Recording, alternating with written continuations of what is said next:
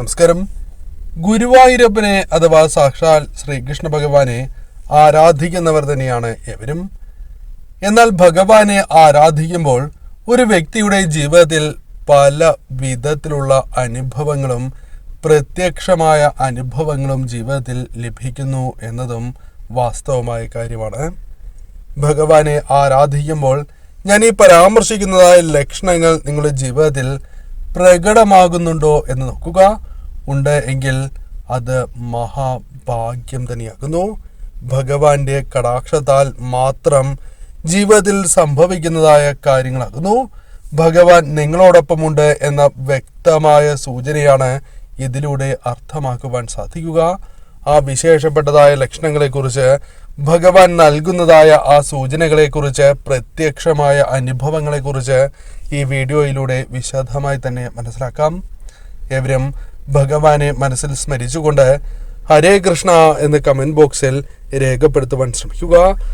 ആദ്യത്തേതായ സൂചന ചിത്രം അഥവാ വിഗ്രഹവുമായി ബന്ധപ്പെട്ടാകുന്നു. ഭഗവാന്റെ ചിത്രമോ വിഗ്രഹമോ നിങ്ങളുടെ വീടുകളിലോ അല്ലെങ്കിൽ മറ്റവസരങ്ങളിൽ മറ്റ് സ്ഥലങ്ങളിൽ വച്ചാണ് എങ്കിലും കാണുന്നതായ അവസരത്തിൽ നമ്മെ നോക്കി ചിരിക്കുന്നതായി അനുഭവപ്പെടുന്നു എങ്കിൽ, കണ്ണുകൾ അടയ്ക്കുന്നതായി നിങ്ങൾക്ക് അനുഭവപ്പെടുന്നു എങ്കിൽ ഏറ്റവും ശുഭകരമായ ഒരു ലക്ഷണമാകുന്നു. ഭഗവാൻ നിങ്ങളെ വീക്ഷിക്കുന്നു എന്ന സൂചനയാണ് അർത്ഥമാക്കുവാൻ സാധിക്കുക. ഭഗവാന്റെ വിഗ്രഹത്തിൽ, ചിത്രത്തിൽ ഈ മാറ്റങ്ങൾ പ്രകടമാകുന്നത് അതിൻ്റെ സൂചന തന്നെയാകുന്നു. മറ്റൊരു സൂചന പശുവുമായി ബന്ധപ്പെട്ടാണ്. നിങ്ങൾ ക്ഷേത്രത്തിലേക്ക് ഭഗവാനെ ദർശിക്കാനായി പോകുന്നതിന് മുൻപോ അല്ലെങ്കിൽ ഇറങ്ങുന്നതായ അവസരത്തിലോ ഭഗവാനോട് പ്രാർത്ഥിച്ചതിന് ശേഷം ഇറങ്ങുമ്പോൾ പശു നിങ്ങളുടെ അടുത്തേക്ക് വരികയാണ് എങ്കിൽ, കൂടുതൽ ഇണക്കം നിങ്ങളോട് പ്രകടിപ്പിക്കുകയാണ് എങ്കിൽ അത് ഏറ്റവും വിശേഷപ്പെട്ടതായ ഒരു സൂചനയാകുന്നു. ഭഗവാന്റെ അനുഗ്രഹം, കടാക്ഷം നിങ്ങളുടെ ജീവിതത്തിലുണ്ട് എന്ന വ്യക്തമായ സൂചനയാണ് ഇതിലൂടെ അർത്ഥമാക്കേണ്ടത് എന്ന കാര്യവും പ്രത്യേകം നിങ്ങൾ ഓർക്കുക. പേര് വിളിക്കുന്നത് പോലെ നിങ്ങൾക്ക് അനുഭവപ്പെടുന്നതാകുന്നു. നിങ്ങളെ ആരോ അടുത്തു നിന്നും പേര് വിളിക്കുന്നു എന്നതാണ് വാസ്തവം. എന്നാൽ ഇത്തരത്തിലൊരു വ്യക്തിയെ നിങ്ങൾക്ക് കാണുവാൻ സാധിക്കുന്നതല്ല.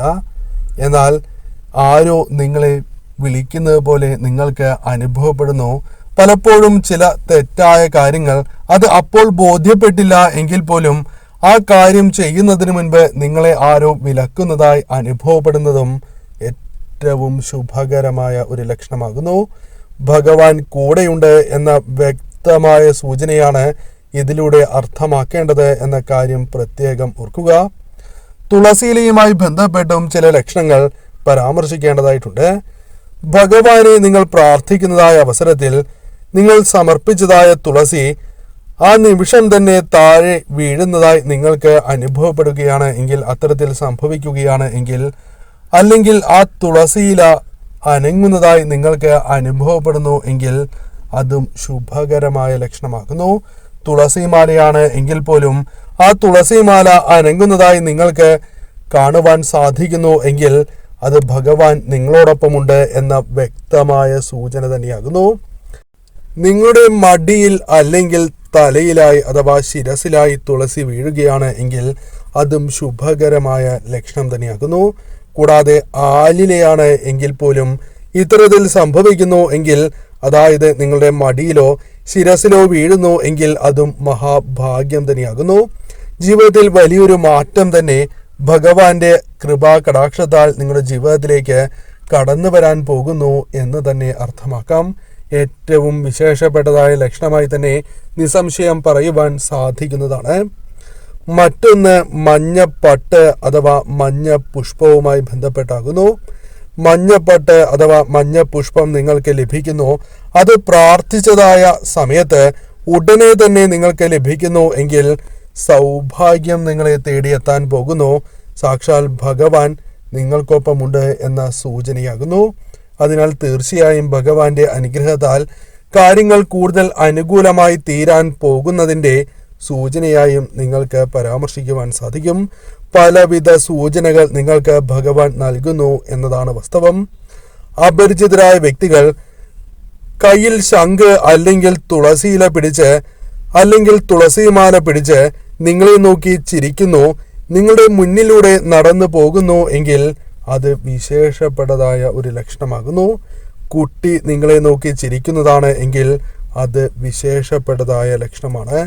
നാം പ്രാർത്ഥിച്ചുകൊണ്ട് നിൽക്കുമ്പോഴോ പ്രാർത്ഥിച്ചതിന് ശേഷമോ ഇപ്രകാരം സംഭവിക്കുകയാണ് എങ്കിൽ അത് ഏറ്റവും വിശേഷമായാണ് കരുതുന്നത്. ഭഗവാന്റെ സാന്നിധ്യം നിങ്ങൾക്കൊപ്പമുണ്ട് എന്ന് തന്നെ അർത്ഥമാക്കാം, അല്ലെങ്കിൽ അത് ഭഗവാൻ തന്നെയാണ് എന്നും അർത്ഥമാക്കുവാൻ സാധിക്കും. അതിനാൽ അപൂർവങ്ങളിൽ അപൂർവമായ ഒരു ലക്ഷണം തന്നെയാകുന്നു. ഈ ലക്ഷണം നിങ്ങൾക്ക് ലഭിച്ചിട്ടുണ്ട് എങ്കിൽ തീർച്ചയായും കമന്റ് ബോക്സിൽ അത് രേഖപ്പെടുത്തുവാൻ ശ്രമിക്കുക. മറ്റൊരു ലക്ഷണം ചന്ദനത്തിന്റെ സുഗന്ധമാണ്, അല്ലെങ്കിൽ കളഭത്തിന്റെ സുഗന്ധം. നിങ്ങളെ വാരി പുണരുന്നതായ ഒരു അവസ്ഥ. കാരണം അത്രമേൽ സുഗന്ധം നിങ്ങൾക്ക് അനുഭവപ്പെടുന്നു എന്നതാണ് വാസ്തവം. ചന്ദനത്തിരി അല്ലെങ്കിൽ അത്തരം വസ്തുക്കൾ ഒന്നുമില്ലാതെ തന്നെ സുഗന്ധം നിങ്ങൾക്ക് അനുഭവപ്പെടുന്നു എങ്കിൽ ശുഭകരമായ ലക്ഷണമാണ്. നിങ്ങൾക്ക് പ്രത്യേകിച്ചും ഭഗവാനെ ആരാധിക്കുന്ന സമയത്തോ അല്ലെങ്കിൽ പ്രാർത്ഥിക്കുന്നതായ സമയത്തോ വിളക്ക് തെളിയിക്കുന്നതായ സമയത്തോ ഇപ്രകാരം സംഭവിക്കുന്നു എങ്കിൽ ഭഗവാൻ നിങ്ങൾക്കൊപ്പമുണ്ട്, ഭഗവാന്റെ സാന്നിധ്യം നിങ്ങൾക്കൊപ്പമുണ്ട് എന്ന വ്യക്തമായ സൂചനയാകുന്നു. അതിനാൽ തീർച്ചയായും ഭഗവാനെ നിങ്ങൾ നിത്യവും ആരാധിച്ച് തന്നെ മുന്നോട്ട് പോവുക. മറ്റൊരു ലക്ഷണമായി പരാമർശിക്കുവാൻ സാധിക്കുന്നത് ഇടത് മൂക്കിലൂടെ ശ്വാസം കൂടുതലായി എടുക്കുന്നു. കൈവച്ച് നോക്കിയാൽ നിങ്ങൾക്കത് മനസ്സിലാക്കുവാൻ സാധിക്കും. ഇപ്രകാരം അറിയാതെ സംഭവിക്കുന്നു എങ്കിൽ അത് ഭഗവാന്റെ അനുഗ്രഹമാണ് എന്ന് തന്നെ പരാമർശിക്കാം. എന്ത് തന്നെ പ്രാർത്ഥിച്ചാലും അത് ഉടനെ നടക്കുന്നതായ സാഹചര്യം നിങ്ങളുടെ ജീവിതത്തിലേക്ക് കടന്നു വരും. അതിനാൽ തീർച്ചയായും ഈ ഒരു ലക്ഷണം നിങ്ങൾക്ക് പ്രകടമാകുന്നുണ്ടോ എന്ന് നോക്കുക. ഉണ്ട് എങ്കിൽ അത് ഭഗവാന്റെ സാന്നിധ്യം നിങ്ങളുടെ ജീവിതത്തിൽ വർദ്ധിച്ചിരിക്കുന്നതിൻ്റെ വ്യക്തമായ സൂചന തന്നെയാകുന്നു. മറ്റൊന്ന് ഓടക്കുഴൽ നാദമാകുന്നു. ഓടക്കുഴലിന്റെ നാദം ദൂരെ നിന്നും നിങ്ങൾക്ക് കേൾക്കുവാൻ സാധിക്കുന്നു എങ്കിൽ അത് മഹാഭാഗ്യം ചെയ്ത വ്യക്തികളാകുന്നു. പലർക്കും കേൾക്കുവാൻ സാധിക്കാത്തതായ ഈ ഒരു കാര്യം നിങ്ങൾക്ക് കേൾക്കുവാൻ സാധിക്കുന്നു എങ്കിൽ അത് വിശേഷമാകുന്നു.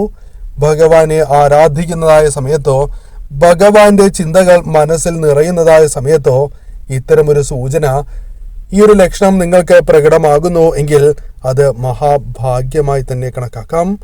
ശംഖിന്റെ നാദം പ്രത്യേകിച്ചും നിങ്ങൾ കേൾക്കുന്നു എങ്കിൽ അതിരാവിലെ ഉണരുന്നതായ അവസരത്തിൽ കേൾക്കുന്നു എങ്കിൽ പോലും അതും മഹാഭാഗ്യമായി തന്നെ കണക്കാക്കാം.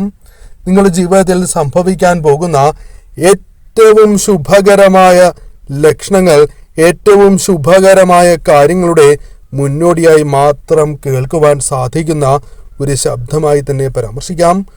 ഓംകാരധ്വനി നിങ്ങൾക്ക് കേൾക്കുവാൻ സാധിക്കുന്നു എങ്കിൽ ഭഗവാന്റെ അനുഗ്രഹം, സാന്നിധ്യം നിങ്ങൾക്കൊപ്പമുണ്ട് എന്ന് തന്നെ അർത്ഥമാക്കാം. നെഞ്ചിൽ ഒരു തുടിപ്പ് നിങ്ങൾക്ക് അനുഭവപ്പെടുന്നതാകുന്നു. ഭഗവാനെ കുറിച്ച് ചിന്തിക്കുന്നതായ അവസരത്തിലോ അല്ലാത്തതായ അവസരത്തിലോ ഇപ്രകാരം ഒരു തുടിപ്പ് നിങ്ങൾക്ക് അനുഭവപ്പെടുന്നു എങ്കിൽ അത് ഭഗവാന്റെ അനുഗ്രഹത്താൽ, കൃപാകടാക്ഷത്താൽ സംഭവിക്കുന്നതായ ഒരു കാര്യമാണ് എന്ന് നിസ്സംശയം പറയാം. ഞാൻ ഈ പരാമർശിച്ചിരിക്കുന്നതായ സൂചനകളിൽ ഒരു സൂചനയെങ്കിലും നിങ്ങൾക്ക് ലഭിക്കുകയാണ് എങ്കിൽ അത് ഭഗവാന്റെ അനുഗ്രഹം, സാന്നിധ്യം നിങ്ങൾക്കൊപ്പമുള്ളതിനാലാകുന്നു. അതിനാൽ തീർച്ചയായും നിങ്ങൾ നിത്യവും ഭഗവാനെ ആരാധിച്ച് തന്നെ മുന്നോട്ട് പോവുക. എന്നാൽ ഇപ്രകാരം നിങ്ങൾക്ക് ലക്ഷണങ്ങൾ ലഭിക്കുന്നില്ല എങ്കിൽ ഒരിക്കലും നിങ്ങൾ വിഷമിക്കരുത്. നിത്യവും ഭഗവാനെ ആരാധിക്കുക. ഇന്നല്ലെങ്കിൽ നാളെ ഈ ലക്ഷണം ഭഗവാൻ നിങ്ങൾക്ക് പ്രകടമാക്കുക തന്നെ ചെയ്യും.